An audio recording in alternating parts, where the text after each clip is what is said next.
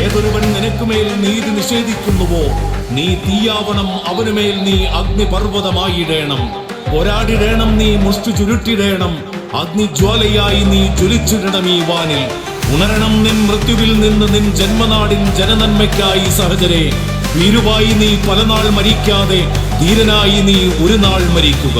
ഭീരുവായി നീ പലനാൾ മരിക്കാതെ ധീരനായി നീ ഒരു നാൾ. നിനക്കുമേൽ നീ. എല്ലാവർക്കും നമസ്കാരം. സുഹൃത്തുക്കളെ, സ്നേഹപൂർവ്വം നിങ്ങളെ സ്വാഗതം ചെയ്യുന്നത് നിങ്ങളുടെ സ്വന്തം വാർത്താവിശേഷങ്ങളായ നേരിലേക്കാണ്. ഞാൻ അഡ്വക്കേറ്റ് ആൽഫിൻ ജോയി. ഇന്നത്തെ വാർത്തകളിലേക്ക് നമ്മൾ കാൽ വയ്ക്കുന്നത് നാടിന്റെ അവകാശങ്ങൾക്ക് വേണ്ടി ഉയർന്ന ശബ്ദമായ അതിജീവന യാത്രയിലൂടെയാണ്. ഉയർന്ന നീതിപീഠത്തിൽ നിന്നുള്ള ഒരു ഹർജിക്ക് പിറകിൽ ജനാധിപത്യത്തിന്റെയും ജനങ്ങളുടെ അവകാശത്തിന്റെയും പേരിൽ പിറവി കണ്ട ഒരു വലിയ പ്രക്ഷോഭം. ഇന്ന് നാടിന് സാക്ഷിയായത് ഹൈക്കോടതി വിധിക്ക് എതിരായ ഒരു ശക്തമായ ലോങ് മാർച്ചാണ്. വ്യക്തികളുടെ ജീവിതത്തെ നേരിട്ട് ബാധിക്കുന്ന ഈ വിധി ചോദ്യം ചെയ്യപ്പെട്ടത് ജനാധിപത്യ ശക്തികളുടെ നേതൃത്വത്തിലാണ്. ഗ്രാമങ്ങളിലേക്കും നഗരങ്ങളിലേക്കും അതിന്റെ പ്രഭാവം പടരുന്നു. ഈ വിധിയിലൂടെ തങ്ങളുടെ അവകാശങ്ങൾ തകർന്നു പോകുമെന്ന് വിശ്വസിക്കുന്ന ആയിരക്കണക്കിന് ആളുകൾ നിരവധി കിലോമീറ്ററുകൾ നടന്നു ചേർന്നത് നീതി ചോദിക്കാൻ. ഈ നീതി ചോദ്യം ചെയ്യലിന്റെ ആകാശ ദൃശ്യങ്ങളാണ് നിങ്ങൾ ഇപ്പോൾ കണ്ടുകൊണ്ടിരിക്കുന്നത്.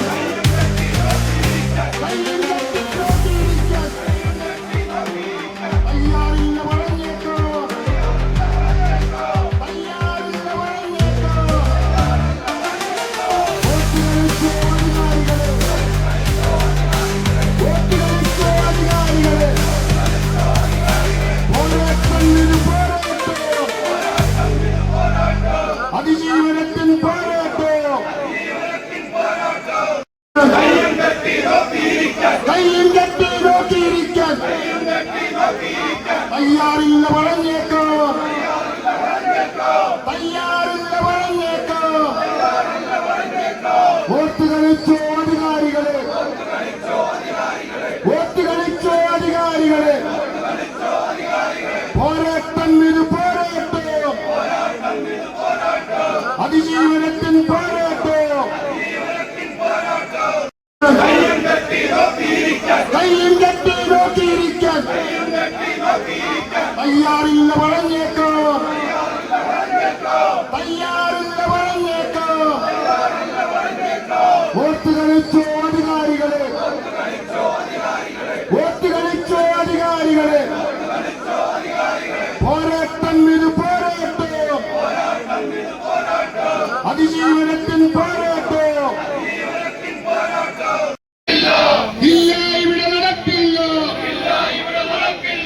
ഞങ്ങളുടെ നേരെ നടപ്പില്ല. അധികാരത്തിൻ കയ്യൂക്ക്, മാമലനാടിൻ മക്കളെ നേരെ. സഞ്ചാരത്തിൻ സ്വാതന്ത്ര്യത്തെ, സഞ്ചാരത്തിൻ സ്വാതന്ത്ര്യത്തെ തച്ചു തകർക്കാൻ നോക്കുമ്പോൾ കയ്യും കെട്ടി നോക്കിയിരിക്കാൻ തയ്യാറില്ല പറഞ്ഞേക്കോ, തയ്യാറില്ല പറഞ്ഞേക്കോ. വോട്ട് കളിച്ചോ അധികാരികളെ, വോട്ട് കളിച്ചോ അധികാരികളെ. പോരാട്ടം ഇത് പോരാട്ടോ, അതിജീവനത്തിൻ പോരാട്ടോ. ഇല്ല, ഇവിടെ നടപ്പില്ല, ഞങ്ങളുടെ നേരെ നടപ്പില്ല. അധികാരത്തിൻ കയ്യൂക്ക്, മാമലനാടിൻ മക്കളെ നേരെ. സഞ്ചാരത്തിൻ സ്വാതന്ത്ര്യത്തെ, സഞ്ചാരത്തിൻ സ്വാതന്ത്ര്യത്തെ തച്ചു തകർക്കാൻ നോക്കുമ്പോൾ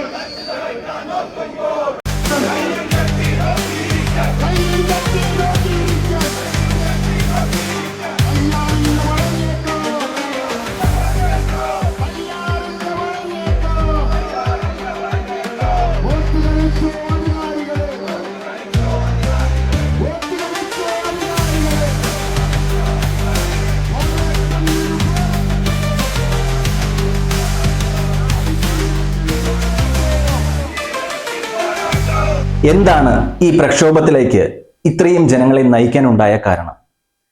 പരിസ്ഥിതിവാദിയായ ശ്രീ ജയചന്ദ്രൻ ബഹുമാനപ്പെട്ട ഹൈക്കോടതിയിൽ സമർപ്പിച്ച ഹർജിയിൽ NH-85 നേരിമംഗലം മുതൽ വാളറ വരെയുള്ള സ്ഥലം ഗവൺമെന്റ് നോട്ടിഫിക്കേഷൻ അനുസരിച്ച് ഒരു വനമാണ് എന്ന് ഹർജി സമർപ്പിച്ചിട്ടുള്ളതാണ്. ആയത് വനമായി പ്രഖ്യാപിക്കണം എന്നാണ് മേൽപ്പടിയാളുടെ ഹർജി. ഇതിനെതിരെ ഗവൺമെന്റ് കക്ഷിയായിരുന്നു. ഗവൺമെന്റ് സമർപ്പിച്ച സത്യവാങ്മൂലത്തിൽ നമ്മുടെ സർക്കാരിന് വേണ്ടി ബഹുമാനപ്പെട്ട ചീഫ് സെക്രട്ടറി നൽകിയ സത്യവാങ്മൂലത്തിൽ പറഞ്ഞിരിക്കുകയാണ് ഇത് ഒരു വനമായിട്ട് മുൻപേ തീരുമാനിച്ചിട്ടുണ്ട് എന്നും ആയത് വനത്തിൽ നിന്ന് ഒഴിവാക്കുന്നതിന് വേണ്ടി, വനഭൂമിയിൽ നിന്ന് ഒഴിവാക്കുന്നതിന് വേണ്ടി മറ്റൊരു നോട്ടിഫിക്കേഷനും പുറപ്പെടുവിച്ചിട്ടില്ല എന്നും. ഈ സത്യവാങ്മൂലമാണ് അല്ലെങ്കിൽ ഈ തീരുമാനത്തിന്റെ പുറത്താണ് ബഹുമാനപ്പെട്ട കേരള ഹൈക്കോടതി ഒരു ഇടക്കാല ഉത്തരവ് മേൽപ്പടി സ്ഥലം വനമായി തുടരട്ടെ എന്ന് പ്രഖ്യാപിച്ചു. ആയതിനെതിരെ പ്രക്ഷോഭത്തിന് വേണ്ടിയാണ്, ഈ ലോങ് മാർച്ചിന് വേണ്ടിയാണ് ഈ ആയിരക്കണക്കിന് ആളുകൾ ഈ കോരിച്ചൊരിയുന്ന മഴയത്തും ഈ നമുക്കായി, നമ്മുടെ ജനങ്ങളുടെ അവകാശങ്ങൾക്ക് വേണ്ടി ഈ കോരിച്ചൊരിയുന്ന മഴയത്ത് ഈ പ്രക്ഷോഭത്തിന് വേണ്ടി വന്നിരിക്കുന്നത്.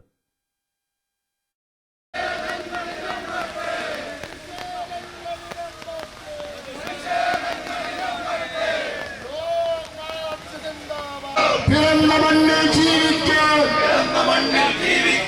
മരണം വരെയും ജീവിക്കാൻ, മരണം വരെയും ജീവിക്കാൻ, അതിജീവന പോരാട്ടം, ഹൈറേഞ്ചിന്റെ പോരാട്ടം, അത്തിമരത്തിലെ നത്തിലെ പോലെ, അത്തിമരത്തിലെ നത്തിലെ പോലെ.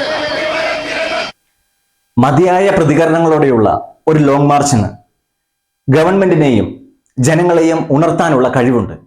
ആയതിലേക്കുള്ള പ്രക്ഷോഭമാണ്, അതിന്റെ ചവിട്ടുപടിയാണ് ഇന്ന് നടന്ന ഈ ലോങ് മാർച്ച്, അല്ലെങ്കിൽ കിലോമീറ്ററുകളോളം നടന്ന ഈ പദയാത്ര. ആയിരക്കണക്കിന് ആളുകൾ ഈ ഒരു പ്രക്ഷോഭത്തിന് വേണ്ടി തടിച്ചുകൂടുമ്പോൾ ഇതിന്റെ ഉദ്ഘാടന സമയം അല്ലെങ്കിൽ ഇതിന്റെ തുടക്ക ബിന്ദു എന്ന് പറയുന്നത് 3-ാം മൈൽ എന്ന് പറയുന്ന സ്ഥലത്ത് നിന്നും എല്ലാവരും ഒത്തുചേർന്ന് നേരിമംഗലം പാലം കടന്ന് കിലോമീറ്ററുകളോളം നടന്നു പോവുക എന്നതായിരുന്നു. ഇതിലേക്കായി വിവിധ മതനേതാക്കൾ 3-ാം മൈലിൽ എത്തിച്ചേരുകയും ഈ പറഞ്ഞ ലോങ് മാർച്ച് അല്ലെങ്കിൽ പദയാത്ര ഉദ്ഘാടനം ചെയ്യുകയുണ്ടായി. ഇവിടെ ഫ്ലാഗ് ചെയ്യപ്പെടുകയാണ്. ലോങ് മാർച്ച് വനം വകുപ്പിന്റെ നിലപാടുകളെ നിശ്ചിതമായി എതിർത്തുകൊണ്ട് ഹൈറേഞ്ച് മേഖലയിൽ ഇടുക്കി ജില്ലയിലും ഇതുപോലെ ഈ വനം വകുപ്പിന്റെ കടന്നുകയറ്റം അനുവദിക്കാൻ പാടില്ല എന്ന് നിശ്ചയത്തോടുകൂടി പറഞ്ഞുകൊണ്ടാണ് ആയിരക്കണക്കിന് ആളുകൾ ഇന്ന് ഈ ലോങ് മാർച്ചിൽ പങ്കെടുക്കുന്നത്. ഈ ലോങ് മാർച്ചിന്റെ ഉദ്ഘാടനം ഫ്ലാഗ് ഓഫ് നടത്തുന്നതിന് വേണ്ടി ബഹുമാനപ്പെട്ട ഇമാം, നമ്മുടെ മഹല്ല് കോർഡിനേഷൻ കമ്മിറ്റിയുടെ ചെയർമാൻ ഇമാം ഇവിടെ ഈ ഫ്ലാഗ് ഓഫ് നിർവഹിക്കുകയാണ്. അതിന് അദ്ദേഹത്തെ ക്ഷണിക്കുകയാണ്. അതുപോലെ തന്നെ നമ്മുടെ മേഖലാ കമ്മിറ്റിയുടെ ഹൈറേഞ്ച് മേഖല യാക്കോബായ സഭയുടെ നേതാക്കൾ അച്ഛന്മാരിവിടെയുണ്ട്. ഈ അച്ഛന്മാരടക്കമുള്ളവർ ചേർന്നുകൊണ്ടാണ് ഈ ഫ്ലാഗ് ഓഫ് നിർവഹിക്കുന്നത്.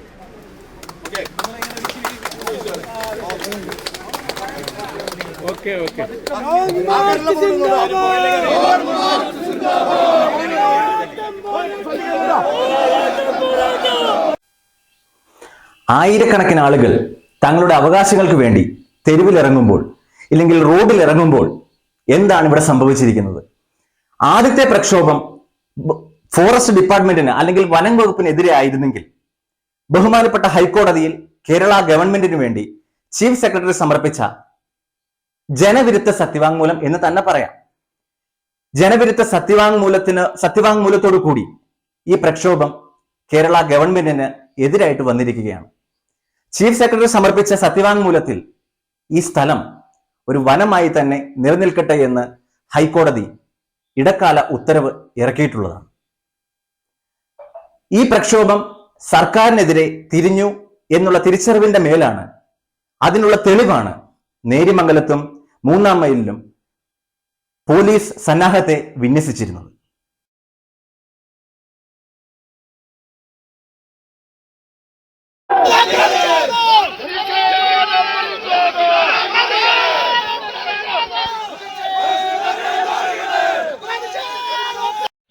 കിലോമീറ്ററുകളോളം വളരെയേറെ സമാധാനപരമായി ആയിരക്കണക്കിന് ജനങ്ങൾ മുദ്രാവാക്യങ്ങൾ ഉയർത്തി നടത്തിവന്ന പദയാത്ര സമാപന ഭാഗത്തേക്ക് അടുത്തപ്പോൾ ഗവൺമെന്റിന് ഈ പ്രക്ഷോഭം സമ്മർദ്ദങ്ങൾ ഉയർത്തും, അല്ലെങ്കിൽ ഈ പ്രക്ഷോഭം ഗവൺമെന്റിനെതിരെ വികാരങ്ങളായി അലയടിക്കും എന്ന് കണ്ട പോലീസ് യജമാനനെ തൃപ്തിപ്പെടുത്തുവാൻ ഇതിനെ അടിച്ചമർത്തുന്നതിനായി ശ്രമിച്ച് സമരക്കാർക്ക് നേരെ തിരിഞ്ഞത് ഉന്തിലും തള്ളിലും കയ്യാങ്കളിയിലും എത്തിച്ചേർന്നു.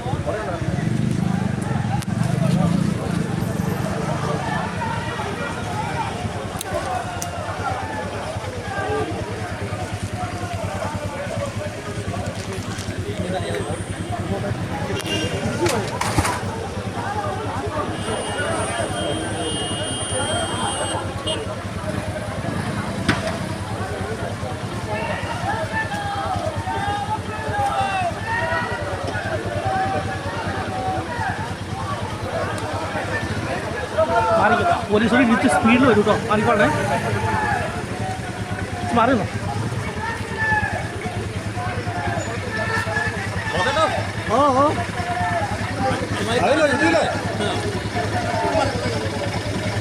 അടിമാലി കോൺഗ്രസ്സാണോ? അതല്ല, അടിമാലിയാ. അടിമാലി മാങ്ങോ.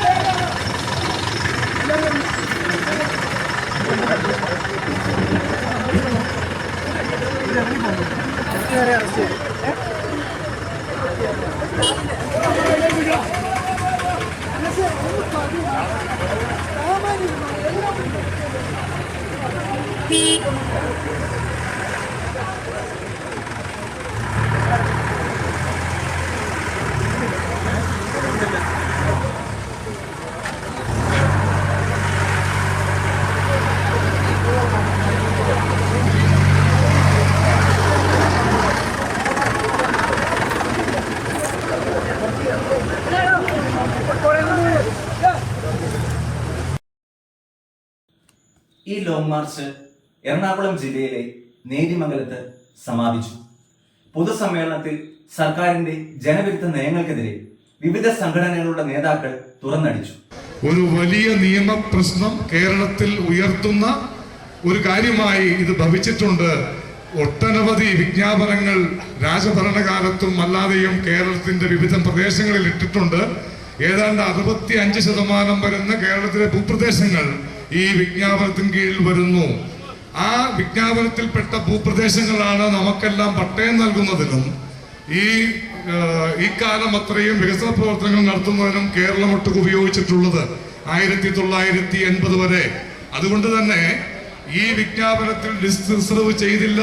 130 വർഷം മുമ്പ് ഇറക്കിയ വിജ്ഞാപനം അതിന്റെ അതേ സാധ്യതയിൽ ഇന്ന് നിൽക്കുന്നു എന്ന് കേരള ഹൈക്കോടതി പറഞ്ഞാൽ ഈ കാണുന്ന ടൗൺഷിപ്പുകൾ അങ്ങ് കട്ടപ്പന മുതൽ അങ്ങ് നെടുമ്പാശ്ശേരി വരെയുള്ള ടൗൺഷിപ്പുകൾ ഏത് സമയത്തും ആക്രമിക്കപ്പെടാനുള്ള പരിസ്ഥിതിവാദികളുടെ ഒരു മാരകായുധമാണ് കേരള ഹൈക്കോടതി കഴിഞ്ഞ 11-ാം തീയതി കൈമാറിയിരിക്കുന്നത്. ഇതൊരു അന്താരാഷ്ട്ര ഗൂഢാലോചനയുടെ തുടർക്കഥയാണ്. അക്കാര്യത്തിൽ ഹൈവേ സമരമല്ല. നിങ്ങൾക്ക് നിലനിൽക്കണമെങ്കിൽ ഈ വിദേശ ശക്തികളുടെ കൈകളിൽപ്പെട്ട നമ്മളുടെ ആളുകളെ രാഷ്ട്രീയ ഭേദമന്യേ മതഭേദമന്യേ മോചിപ്പിക്കാൻ ഈ ജനത ഇറങ്ങിയില്ലെങ്കിൽ നാളെ നിങ്ങളുടെ മക്കൾക്ക് ഈ മണ്ണിൽ സ്വതന്ത്രമായി ജീവിക്കാൻ പറ്റില്ല. എല്ലാ അവകാശങ്ങളും നിഷേധിച്ച, അഭിമാനത്തോടെ ജീവിക്കാൻ പറ്റാത്ത ഒരു ജനതയായി ഇത് മാറ്റും. ഞാൻ ഇത്രയും പറയാൻ കാര്യം, അദ്ദേഹത്തിനെതിരെ പോലും വലിയ ദുഷ്പ്രചാരങ്ങൾ നടന്നുകൊണ്ടിരിക്കുന്നു. സിജിമോൻ ഫ്രാൻസിസ് കേസ് കൊടുത്ത് ഈ വിധിയെല്ലാം വാങ്ങി ഹൈക്കോടതിയിൽ എല്ലാ രേഖകളും ഹാജരാക്കി 100 അടി വീതിയിലുള്ള സ്ഥലം കേരള സർക്കാരിന്റെ കീഴിൽ പൊതുമരാമത്ത് റവന്യൂ വകുപ്പുകളുടേതാണ്, അല്ലാതെ വനമല്ല എന്ന് തെളിയിച്ച ആ സാഹചര്യം കോടതിയിൽ ഉള്ളപ്പോഴാണ് അങ്ങനെ ഒരു വിധി ഹൈക്കോടതി ഇവിടെ പുറപ്പെടുവിച്ച സാഹചര്യത്തിലാണ് ഒരു ഉദ്യോഗസ്ഥൻ മാത്രമായ വനം വകുപ്പിന്റെ അഡീഷണൽ സെക്രട്ടറി ജ്യോതിലാൽ എന്ന് പറയുന്നയാൾ ഇത് വനമാണ് എന്ന് പറഞ്ഞുകൊണ്ട് കോടതിയെ തെറ്റിദ്ധരിപ്പിക്കാൻ ഒരു റിപ്പോർട്ട് ഹൈക്കോടതിയിൽ കൊടുത്തത്. ഗവൺമെന്റിന് വേണ്ടി, ചീഫ് സെക്രട്ടറിക്ക് വേണ്ടി എന്ന് പറഞ്ഞുകൊണ്ടാണ് സത്യവാങ്മൂലം on behalf of the government of Kerala and the chief secretary എന്ന് പറഞ്ഞുകൊണ്ടാണ് അദ്ദേഹം അഫിഡവിറ്റ് കൊടുത്തത്. ആ അഫിഡവിറ്റ് നോക്കിയ ജഡ്ജി അജിത് ജാംദർ എന്ന് പറയുന്ന നമ്മുടെ ചീഫ് ജസ്റ്റിസ് അദ്ദേഹം ഒരൊറ്റ പ്രഖ്യാപനമേ നടത്തിയുള്ളൂ. ഇനി വേറെ ആരുടെയും അഭിപ്രായങ്ങൾ ഞങ്ങൾക്ക് കേൾക്കേണ്ടതില്ല. ഡിവിഷൻ ബെഞ്ച് വിധിച്ചു, കേരള ഗവൺമെന്റിന്റെ അഭിപ്രായം ഇതാണെങ്കിൽ ഇവിടെ വനമാണ്, അതുകൊണ്ട് വന നിയമങ്ങൾ അനുസരിച്ച് വേണം റോഡ് നിർമ്മിക്കാൻ.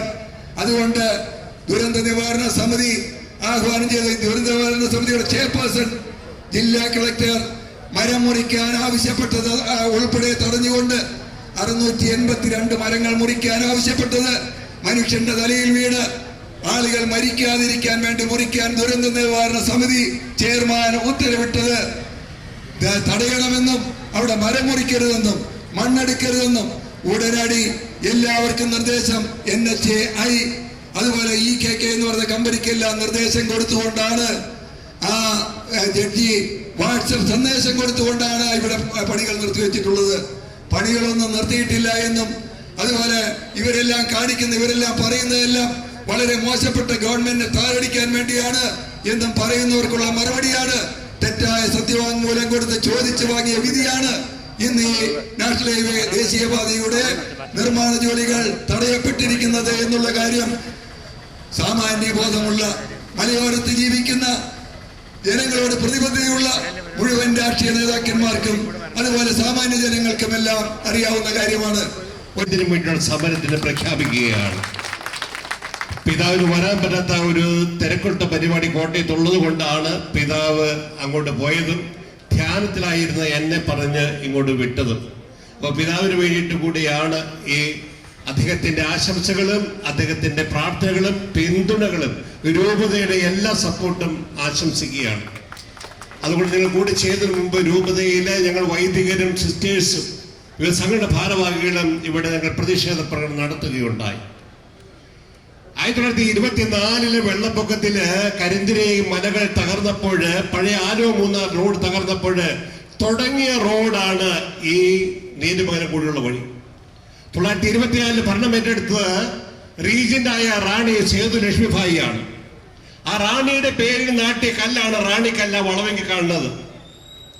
ആ സ്ത്രീയുടെ ഒരു കാന്ത ദാർശികത്വമാണ് ഈ റോഡ് ഉണ്ടാകാൻ കാരണമായത്. അന്ന് തുടങ്ങിയ റോഡ് 101ാമത്തെ വർഷമാണ് ഇന്നത് വനമാണെന്ന് പറയുന്നത്. ആ റോഡ് തുടങ്ങിയപ്പോൾ ഹൈറേഞ്ചിൽ നിന്ന് കണ്ണന്തേവൻ കമ്പനിയിൽ നിന്ന് സിജുവൻ പറയുന്നത് 1887 തൊട്ട് കണ്ണന്തേവൻ കമ്പനിയിൽ നിന്ന് തേയിലക്കളിൽ നിന്നും കാപ്പിയൊക്കെ തൂത്തുക്കുടിക്കും പിന്നീട് കൊച്ചിയിലെ ആലപ്പുഴയ്ക്കും പിന്നീട് കൊച്ചിയിലേക്കും ഈ വഴിയിലൂടെ 1930 ശേഷം ഈ വഴിയിലൂടെ കൊച്ചിയിലേക്ക് കിളുന്തുകളും കാപ്പിക്കുരുവും പോയിരുന്ന വഴിയാണ്. അപ്പൊ അന്നത്തെ രാജാക്കന്മാർക്കും ഭരണകർത്താക്കളും ഒരു കാഴ്ചപ്പാടുണ്ടായിരുന്നു. 1931 ശ്രീചിത്ര തിരുനാൾ ഭരണം ഏറ്റെടുക്കുന്നത് ബാലരാമവർമ്മ. ആ ശ്രീചിത്ര തിരുനാളിന്റെ സമ്മർ റെസിഡൻസ് ആണ് ചിത്രപുരം.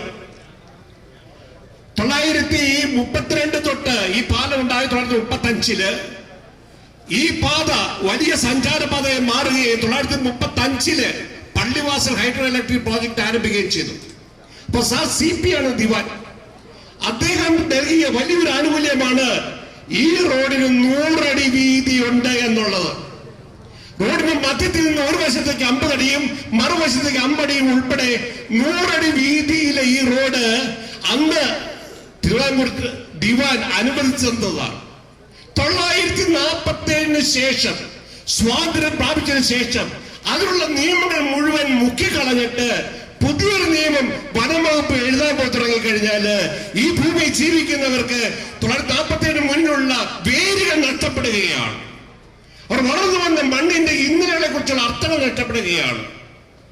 ഹൈഡ്രോ ഇലക്ട്രിക് പ്രോജക്റ്റിൽ നിന്ന് പള്ളിവാസലിൽ നിന്ന് വൈദ്യുതി കൊണ്ടുവരാൻ വേണ്ടിയിട്ട് സൗകര്യം കിട്ടുന്നതിന് വേണ്ടിയിട്ടാണ് ഈ റോഡിന് 100 അടി വീതിയിൽ അന്ന് വിസ്തൃതി പ്രഖ്യാപിച്ചത്. 1940 അത് കമ്മീഷൻ ചെയ്യുകയുണ്ടായി. ഞാൻ സൂചിപ്പിച്ച് ഇവിടെ ഭരിച്ചിരുന്ന ചില ഭരണകർത്താക്കൾ ഉണ്ടായിരുന്നു.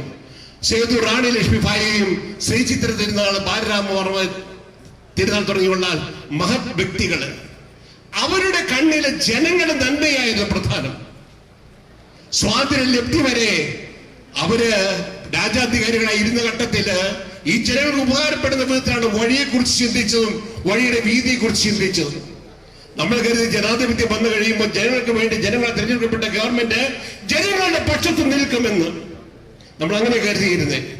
ഈ അടുത്ത ദിവസം വരെ ഈ റോഡിന് 1000-ലേറെ കോടി രൂപ കിട്ടി റോഡിന്റെ വികസനം സംഭവിച്ച് ടാറിങ് വികസിപ്പിച്ച് കാനയുണ്ടാക്കി സുരക്ഷിത മതിൽ ഉണ്ടാക്കി ഇതിലൂടെ യാത്ര എളുപ്പമാകുന്നു വന്നപ്പോൾ നമ്മൾ സന്തോഷിച്ചു.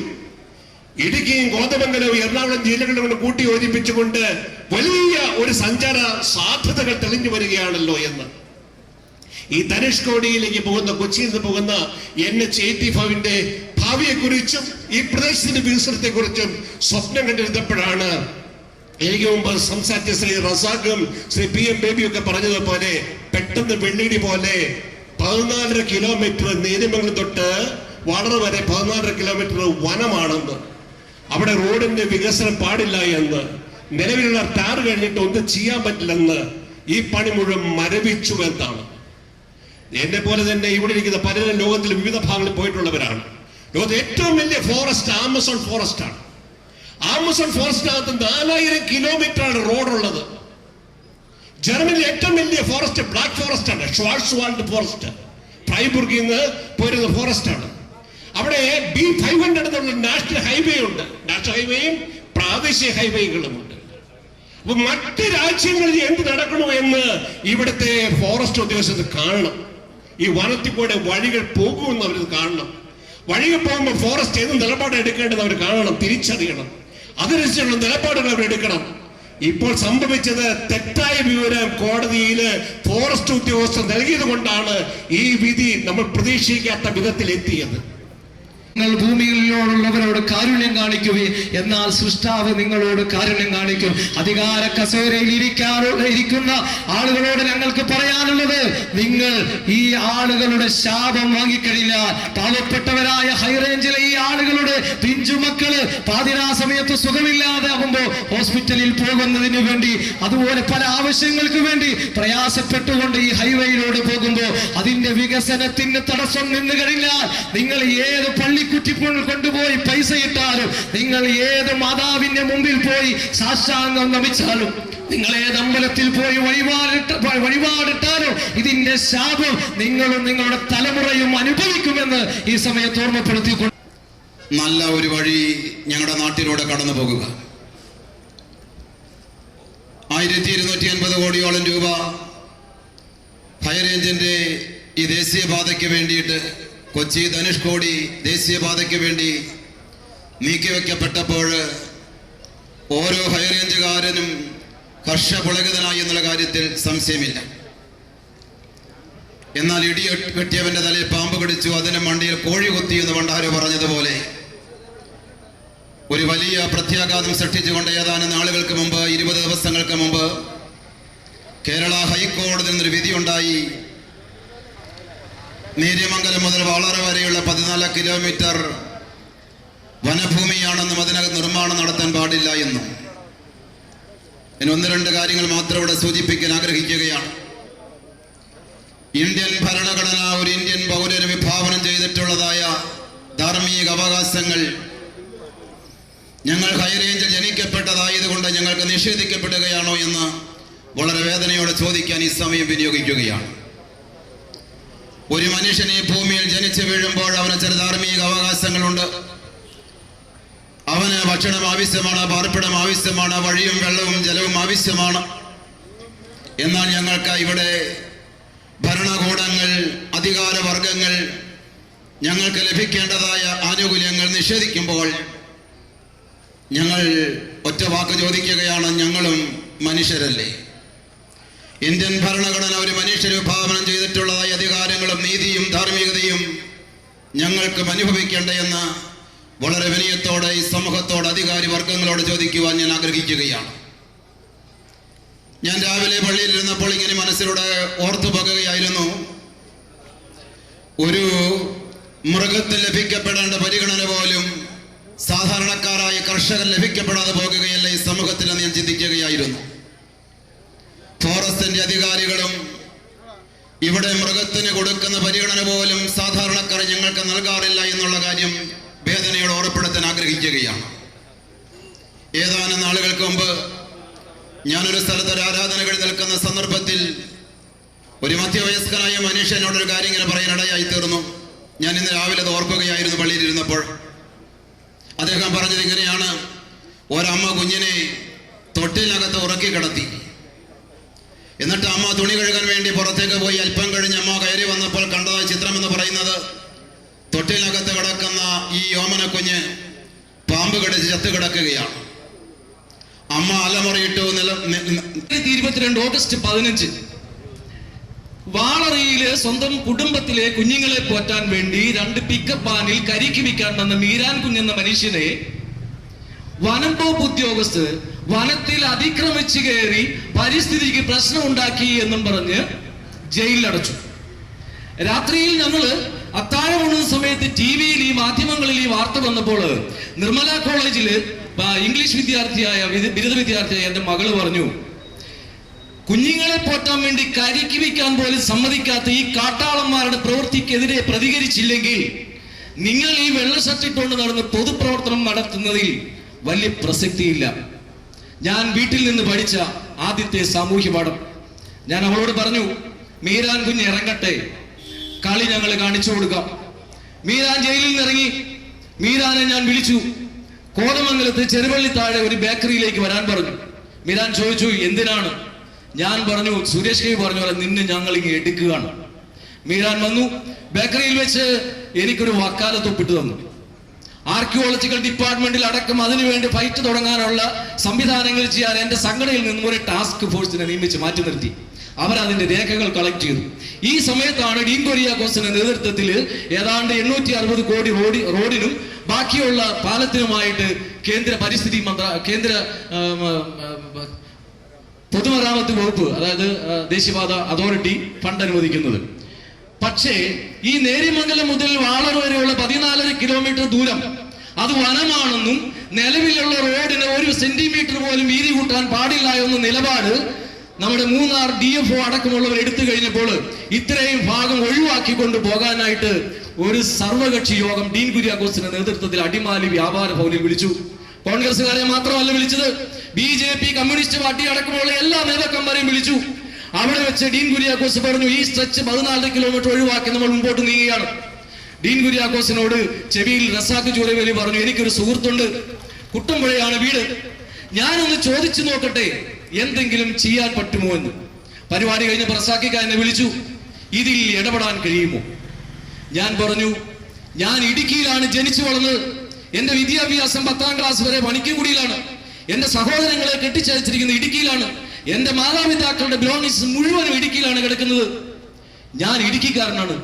2 മാസം എനിക്ക് സമയം തരണം. ആ 2 മാസത്തിനുള്ളിൽ ഇതിനൊരു തീരുമാനം ഉണ്ടാക്കിയതിന് ശേഷം അത് ഉപേക്ഷിക്കാൻ തീരുമാനിച്ചാൽ മതി. നേരെ ഹൈക്കോടതി ഡിവിഷൻ ബെഞ്ചിലേക്ക് മകൾ ഒരു പെറ്റീഷൻ ഫയൽ ചെയ്തു. അതായത് 1932 പൈസച്ചൻ പറഞ്ഞതുപോലെ ദിവാൻ ഈ റോഡിന്റെ നടുക്ക് നിന്നും പള്ളിവാസം മുതൽ നേരിമംഗലം വരെ 100 അടി വീതിയിൽ വഴി മാറ്റിയിട്ടുണ്ട്. ആ ഉത്തരവിൽ കൃത്യമായിട്ട് പറഞ്ഞിട്ടുണ്ട്, ഈ ഭാഗത്ത് നിന്ന് പൊട്ടിച്ചെടുക്കുന്ന പാറയടക്കമുള്ള മിനറൽസ് അത് വനം വകുപ്പിന് അവകാശപ്പെട്ടതല്ല, അത് PWDക്ക് അവകാശപ്പെട്ടതാണ്. ആ ഉത്തരവ് നിലനിൽക്കുകയാണ്. ഇന്ത്യക്ക് സ്വാതന്ത്ര്യം കിട്ടി ഈസ്റ്റ് ഇന്ത്യ കമ്പനി ഇന്ത്യ വിട്ടു പോയപ്പോൾ ഒരു ദരിദ്ര സമൂഹത്തെ നെഹ്റുവിന്റെ കൊടുത്തപ്പോൾ ഒരു സെന്റൻസ് എഴുതി ചേർത്തു, ഈസ്റ്റ് ഇന്ത്യ കമ്പനിയും ദിവാനും രാജകുടുംബവും ഈ 1947 മുമ്പ് എടുത്തിരിക്കുന്ന ഏതെങ്കിലും തീരുമാനങ്ങൾ ഇനി വരുന്ന ഇന്ത്യ ഗവൺമെന്റിനും ബൈൻഡിങ് ആയിരിക്കും. എന്റെ മകൾ കോടതിയിൽ പറഞ്ഞു, അതിൽ കക്ഷി ചേർന്ന മീരാനും ബബിൻ ജെയിംസ് അടക്കമുള്ളവർ ഇവിടെയുണ്ട്. എന്റെ മകളുടെ ഭാഗം കോടതി കേട്ടു. അന്ന് ആക്ടിംഗ് ചീഫ് ജസ്റ്റിസ് ആയിരുന്ന മുഹമ്മദ് മുസ്താഖ് സാർ പറഞ്ഞു, ഇത് intention of the petition is very clear, we have to verify the documents. District collector കൊടുത്തിരിക്കുന്ന റവന്യൂ റെക്കോർഡ്സുകൾ പരിശോധിച്ചു. 2024 മെയ് മാസം 28-ാം തീയതി ഒരു വിധി എന്ന് വന്നു. അതിൽ പറഞ്ഞിരിക്കുന്നു, നേരിമംഗലം മുതൽ വാളര വരെയുള്ള 14.5 കിലോമീറ്റർ ദൂരം 100 അടി വീതിയിൽ വനം വകുപ്പിന് യാതൊരു അവകാശവുമില്ല. അവിടെ നടക്കുന്ന നാഷണൽ ഹൈവേ അതോറിറ്റിയുടെ ഒരു പ്രവർത്തനവും ഫോറസ്റ്റ് ഡിപ്പാർട്ട്മെന്റ് തടയാൻ പാടില്ല. ഇനി ഏതെങ്കിലും കാരണവശാൽ ലാൻഡ് റെക്കോർഡ് സംബന്ധിച്ച് എന്തെങ്കിലും തർക്കങ്ങൾ വനം വകുപ്പിനുണ്ടെങ്കിൽ അവർക്ക് റവന്യൂ വകുപ്പിനെ സമീപിക്കാം. ഇടുക്കി ജില്ലയിലെ മലയോരത്തെ മനുഷ്യരുടെ നിലനിൽപ്പിനും മണ്ണവകാശങ്ങൾക്കുമായി നിലനിന്നിരുന്ന ഇടതുപക്ഷ പ്രസ്ഥാനങ്ങൾ മലയോരത്തെ മനുഷ്യരുടെ അവകാശങ്ങൾ ഓരോന്നായി കവർന്നെടുക്കുന്ന കാഴ്ച ജനാധിപത്യ വിശ്വാസികളിൽ കടുത്ത പ്രതിഷേധം ഉളവാക്കിയിട്ടുണ്ട്. തങ്ങളെ സംരക്ഷിക്കുമെന്ന് കരുതിയവർ തന്നെ തങ്ങൾക്കെതിരെ വിദേശ ശക്തികളിൽ നിന്നും പണം വാങ്ങി ഒറ്റുകൊടുത്തപ്പോൾ മലയോരത്ത് പ്രതിഷേധം ഉയരേണ്ട സ്വാഭാവികം. നീതിക്ക് വേണ്ടി ജനങ്ങൾ ഒത്തുചേർന്നപ്പോൾ ഒരു നീതികരമായ പരിഹാരമാണ് അവർ പ്രതീക്ഷിക്കുന്നത്. താമസിയാതെ തന്നെ ഈ ന്യായതീരത്തേക്ക് അവർ എത്തിച്ചേരട്ടെ എന്ന് ആശംസിച്ചുകൊണ്ട് നേരിലെ ഈ അധ്യായം